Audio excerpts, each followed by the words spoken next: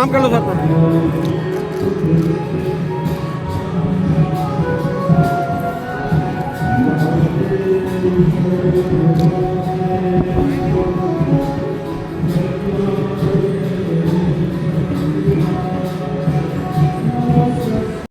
मशाल बन करके खड़ा होना पड़ेगा, मशाल बन करके देश को प्रज्वलित करना पड़ेगा, मशाल बन के अपने घर को रोशनी देनी होगी, अपने प्रांत को रोशनी होगी, अपने देश को रोशनी देनी होगी। करें और हमारा देश विश्व गुरु बनेगा। हम ज्योति का प्रज्वलन करें। यहाँ जब हम आ रहे थे तो मशाल के रूप में हमने देखा है, देश को मजबूत करें। देव की तप साधना, अखंड दीपक के प्राकट्य और वंदनीय माता जी के धरती पर अवतरण के 100 वर्ष होने के उपलक्ष्य में आज का जो ये ध्वजवंदन समारोह का कार्यक्रम है, गुप्त नवरात्रि की पूर्व वेला है और इस पावन समय में गंगा की गोद, हिमालय की छाया, सप्त ऋषियों की तपोभूमि पर, हरिद्वार की पावन भूमि पर हम लोग आकर के उपस्थित हुए। आज के इस अलौकिक कार्यक्रम में, आज के कार्यक्रम के मुख्य अतिथि के रूप में हम लोगों के मध्य में उपस्थित एक ऐसे व्यक्तित्व, जिनसे जब पहले दिन इस कार्यक्रम के विषय में चर्चा हुई थी तो उनने एक ही बात कही थी कि कार्यक्रम गायत्री परिवार अकेले का नहीं, ये पूरे उत्तराखंड का कार्यक्रम है। उत्तराखंड के अत्यंत ही यशस्वी और लोकप्रिय मुख्यमंत्री आदरणीय श्री पुष्कर सिंह धामी जी, यहाँ उपस्थित एक और ऐसे विशिष्ट व्यक्तित्व जिनके विषय में मैं आपको बताना चाहता हूँ, आदरणीय श्री शेखावत जी, कि उनके सब प्रयासों के कारण सिर्फ एक बार की मुलाकात रही और एक बार की चर्चा रही और बिना किसी औपचारिकता के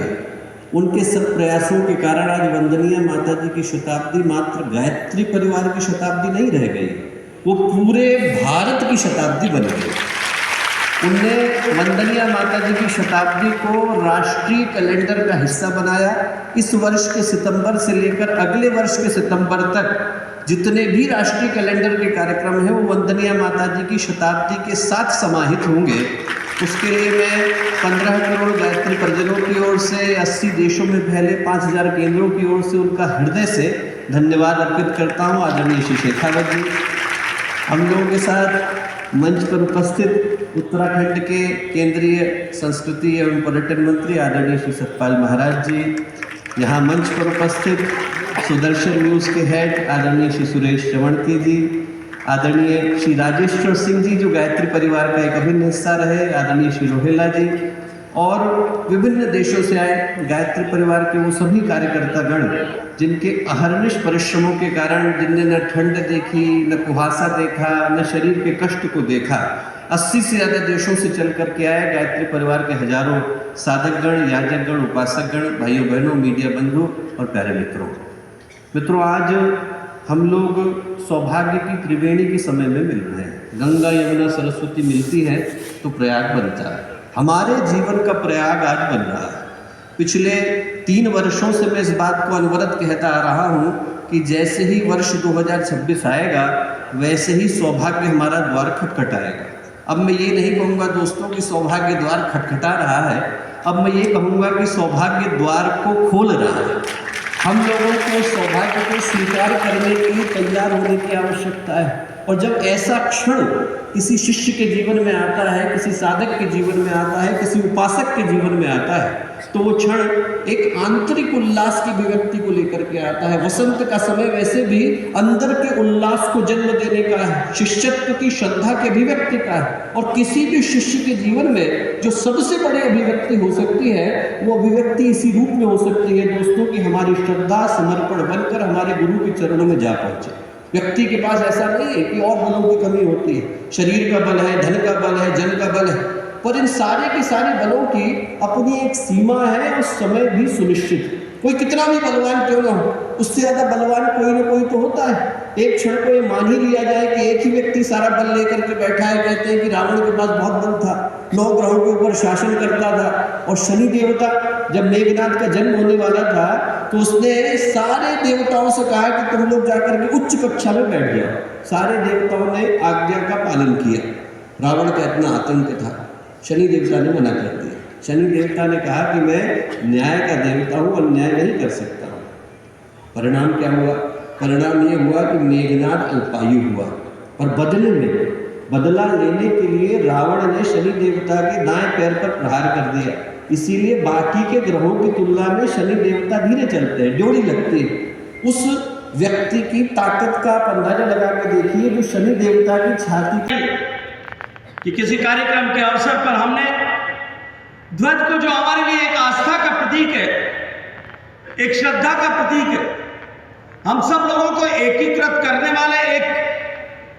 प्रतीक के रूप में, अपितु हमने एक ऐसे ध्वज का वंदन किया है जो हमारी सभ्यता का जीवंत प्रतीक, इस भारत की हजारों हजार साल की निरंतरता का प्रतीक है। हमने एक ऐसे ध्वज के प्रतीक के रूप में, बल को प्रतीक के रूप में वंदन किया जहां साधना अनुशासन बनाती है और संस्कार चरित्रों का निर्माण करते हैं। मित्रों, जब चरित्र का निर्माण होता है तब राष्ट्र का निर्माण होता है, और जिन राष्ट्रों का निर्माण सामूहिक चरित्र के आधार पर, चरित्र के उन्नयन के आधार पर होता है, वो राष्ट्र निरंतरता को प्राप्त करते हुए, उस संस्कृति या निरंतरता को प्राप्त करते हुए विश्व को दैदीप्यमान करने का काम करते हैं। मित्रों, एक ध्वज जिसका वंदन हम सब ने किया, यह हम सबको यह भी सिखाता है कि सभ्यताएं शब्दों से नहीं बनाकर, सभ्यताएं शास्त्रों से नहीं बनती, सभ्यताएं चरित्रों की गहराई और ऊंचाई से जो है वो निर्मित होती है, जागृत होती है और जीवित रहती है। मित्रों, शताब्दी का यह वर्ष जहां हम 3 ऐसे महत्वपूर्ण विषयों की शताब्दी को एक ऐतिहासिक अवसर पर यहां एकत्रित आए, यह केवल वर्षों या दिनों की गणना मात्र नहीं है, अपितु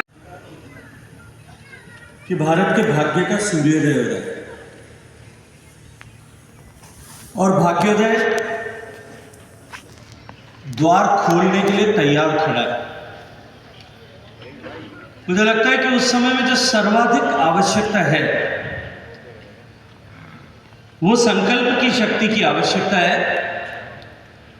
और जब हम भारत माता का जय घोष करते हैं तो हमारा भारत माता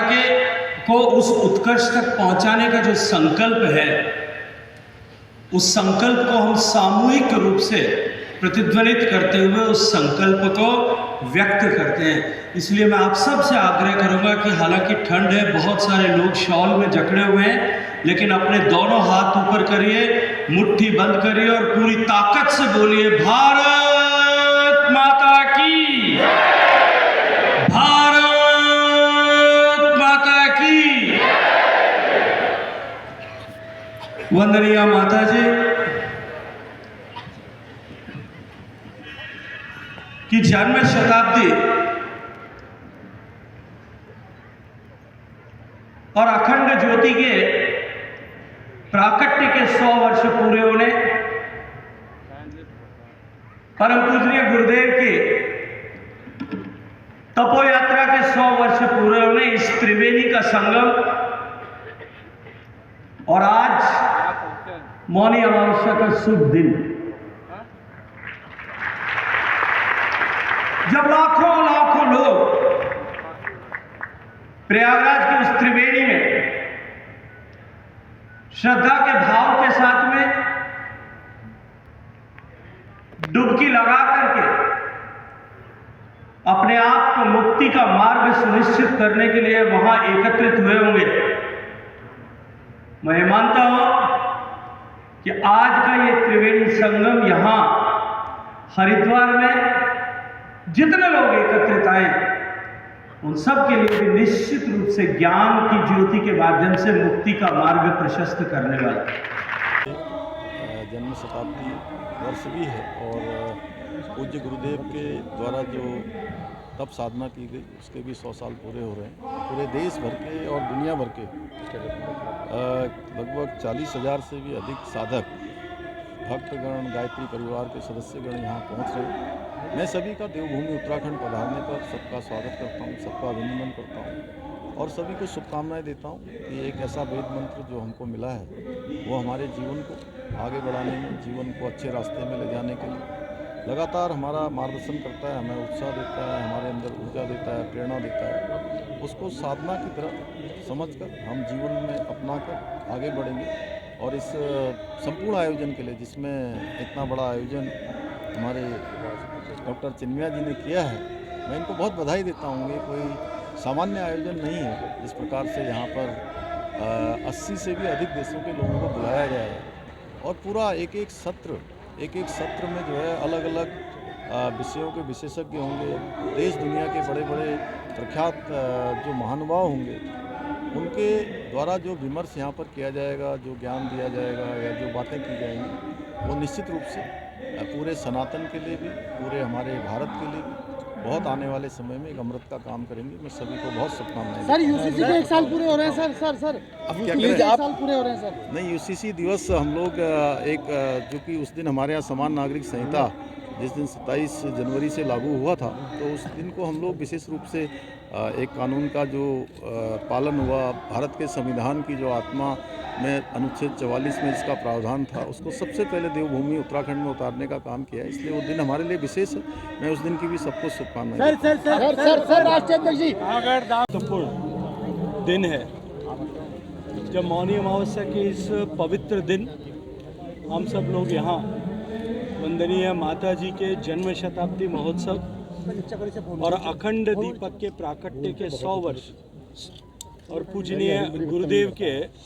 तपो साधना के 100 वर्ष पूरे होने के इस त्रिवेणी उत्सव में हम सब लोगों को